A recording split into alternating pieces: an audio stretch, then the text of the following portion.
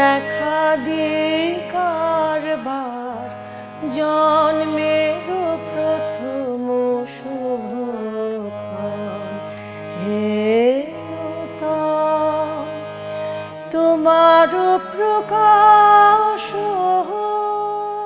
দর্শক, স্বাগত জানাচ্ছি সময়ের গল্পে। আপনাদের সঙ্গে আছি আমি শায়লা রহমান ইমা, এবং কবিগুরুর জন্মদিনে আমাদের সঙ্গে আজকে আছেন রবীন্দ্রসঙ্গীতের একজন শিল্পী অমিয়া রহমান। কেমন আছেন আপনি? ভালো আছি। ভালো আছো? হ্যাঁ, ভালো আছি। আজকে তো কবিগুরুর জন্মদিন, তো নিশ্চয়ই আপনার কাছে এই দিনটা বিশেষ। আসলে মানে কবিগুরুর জন্মদিনে আসলে আপনার নিজের ভেতরে কেমন একটা অনুভূতি কাজ করে? আমরা বিশেষ করে যারা রবীন্দ্র অনুরাগী মানুষ, আমাদের জন্য বলার অপেক্ষা রাখে না। আমরা নানাভাবে দিনটি পালন করি। আর আমার ক্ষেত্রে তো আরও বিশেষ, কারণ আমার সন্তানেরও আজকেই জন্মদিন। ভেবে খুব ভালো লাগে যে রবীন্দ্রনাথ আমাকে ছাড়েননি, সবভাবে আছি। আমি এটা জানতে চাই যে আপনার প্রবাস জীবনে আসলে রবীন্দ্রনাথের প্রভাবটা কেমন? দেশে যখন চর্চা করতাম সেটা একরকম, কিন্তু পরিবেশন সুযোগ বেশি, আমরা সবসময় গানটা করতে পারছি এবং আয়োজন ভালো, যেমন এখন আপনার সঙ্গে বসেছি, সেটা শিল্পীদের জন্য একটা অবশ্যই সহায়ক।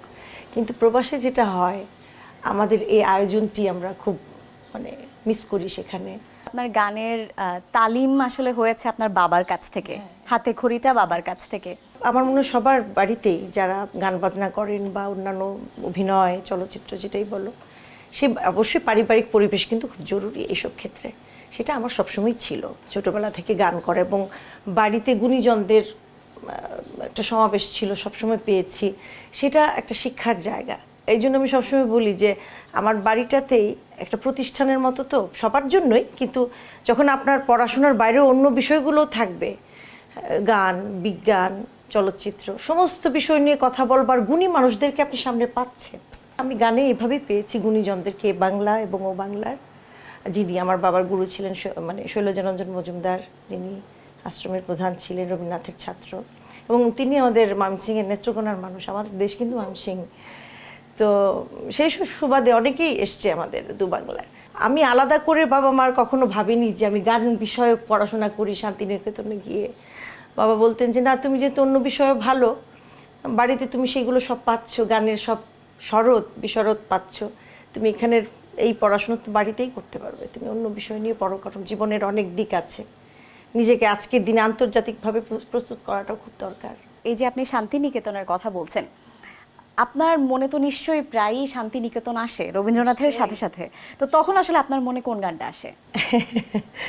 অনেক গান যদি সেভাবে বলো, তাহলে তো বিশেষ করে আজকে তো কবিগুরুর জন্মদিন, গান কিছু ভেবে রেখেছি, সেই গানেই যাচ্ছি। শান্তিনিকেতন প্রসঙ্গে প্রাসঙ্গিক গান না হলেও অন্য ধরনের গান শোনাচ্ছি। প্রখর তপনতাপে আকাশ তৃষায় কাঁপে, বায়ু করে হাহাকার, দীর্ঘ পথের শেষে ডাকি মন্দিরে সে, খোলো খোলো খোলো দ্বার, প্রখর তপনতাপে। জীবন গঠনে কিংবা মনন গঠনে রবি ঠাকুরের আসলে ভূমিকা কি ছিল? সেই কথায় আসতে গেলে অবশ্যই বাবার কথা বলতে হবে, কারণ বাবা যেহেতু নিজে অত্যন্ত রবীন্দ্র অনুরাগী এবং সেই বিষয়ে তার নানান সাধনার আছে জীবনে, তো সেখান থেকে আমার ভাবনাটাও আসলে প্রভাবিত হয়েছে, সত্যি কথা। এবং তারপরও যখন আমি নিজে ছোটবেলায় সঙ্গীত চর্চা করেছি, আমাদের বাড়িতে কিন্তু সে শুধু রবীন্দ্রনাথের গান হতো তা না, আমার বাবার একটা সঙ্গীত প্রীতি ছিল, তো ভারতীয় রাগ সঙ্গীত, এবং সেই সঙ্গে এমনকি সিনেমার গান, বাংলা হোক হিন্দি হোক, আমি ভীষণ রকম শুনেছি ছোটবেলায়। কান একেবারে সেই বেগম আক্তার থেকে শুরু করে, তারপর যত রকম সেই দিলীপ কুমারের ছবি হোক, দেবানন্দের ছবি হোক, সেইখানে হেমন্ত মুখোপাধ্যায় কি সুর দিয়েছিলেন, কোন গান, প্রতিটা জিনিস চেষ্টা করতেন বোঝানোর যে এইভাবে। বিশেষ করে রবীন্দ্রনাথের গান যখন করতাম, যে বলো তো এই যে গানটা তুমি শুনলে কোন ছবিতে এরকম একটা গান ব্যবহার হলো, যেমন আমি একটু পপুলার গানের কথা, এটা আমি বেশি গাই কেন, এটা সবাই শোনে আর কি। এইভাবে খেলতে খেলতে বড় হওয়া, এইভাবে গান চেনা, সঙ্গীত চেনা, রবীন্দ্রনাথকে জানা।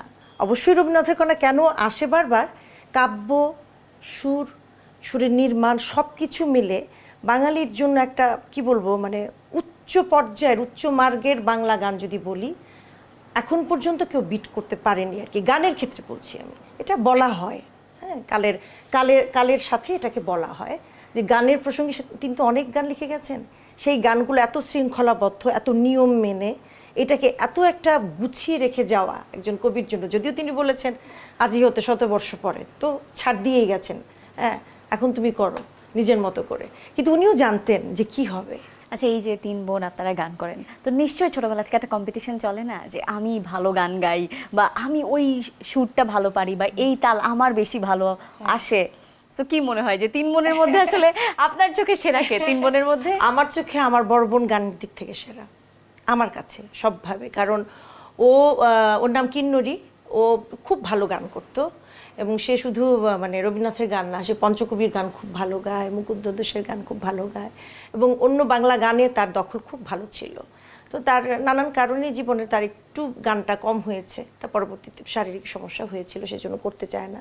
কিন্তু আজও সে যখন গায়, আমি নিজেকে যখন কম্পেয়ার করি, অবশ্যই সে অনেক, তার গায়কী অনেক উচ্চ মার্গের আমার দৃষ্টিতে, বোন হিসেবে। আপনার কাছে এই গানটার ফিলটা কেমন, বা এই গানটা মনে হলে আপনি আসলে কি ভাবেন? এই যে না থাকা মানুষের অনন্তের দিকে চলে যাওয়া, এবং আমি যখন থাকবো না তখন তুমি এইভাবে আমাকে পাবে, যখন জমবে ধুলা তানপুরাটার তারগুলায়, কাটা লতায় উঠবে ঘরের দ্বারগুলোতে, কাটা লতায় তুমি, সমস্ত কিছুতে ছোট ছোট জিনিস দিয়ে রবীন্দ্রনাথ বলেছেন যে তখন তুমি নাইবা মনে রাখলে, মানে তুমি মনে রাখো কিন্তু আমি আছি। এই যে মনস্তাত্ত্বিক দিক যদি আমরা ভাবি, কষ্টের জায়গা না একজনের পৃথিবী ছেড়ে চলে যাওয়া, সেই যে একটা মনের মধ্যে দহন, আপনদেরকে ছেড়ে চলে যায়, এবং যারা রইল তাদেরকে বলা যে তখন তুমি মনে রেখো তারার পানে চেয়েছে নাইবা আমায় ডাকলে, এগুলো ভীষণ মনকে নাড়া দেয়। আচ্ছা, এই যে আমাদের দেশের এখন মিউজিক ইন্ডাস্ট্রি যেই লেভেলে আছে, তো আসলে এই ক্ষেত্রে আসলে কি আমাদের এই নীতিতে যাওয়া উচিত, এই একলা চলো নীতিতে, নাকি আসলে আমাদের সঙ্গীতকে বাঁচানোর জন্য আমাদের করার কিছু আছে? না, এই জায়গাটা আমার কাছে মনে হয় যে সকলকে নিয়ে চলতে হবে।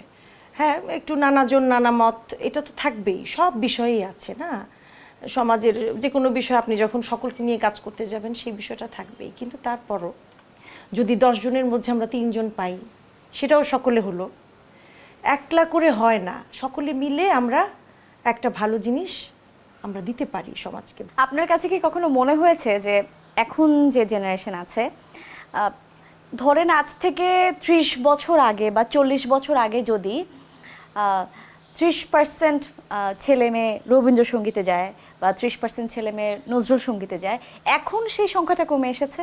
কমে তো নাই, মানে হয়তো কি বলবো এটাকে, আমাদের দেশেও কমেনি, একদমই কমেনি, বরঞ্চ ওপার বাংলায় কমেছে, আমাদের দেশে একদমই কমেনি। সেটার জন্য ধন্যবাদ জানাই আমাদের দেশের যত সংস্কৃতি সংগঠন আছে, আমাদের যারা গুণী মানুষ আছে সমাজে, যারা চান, এবং আমাদের দেশের মানুষ বিশেষ করে যারা আমাদের নিজেদের সংস্কৃতি ধরে রাখার জন্য এই সংগঠনগুলোকে সাপোর্ট করে এসছেন এতদিন ধরে, সেই জন্যই এখনো বেঁচে আছে। আমরা কিন্তু দেখি যে বিভিন্ন পপ সং নিয়ে কনসার্ট হয়, আমাদের দেশের প্রেক্ষাপটে বলছি।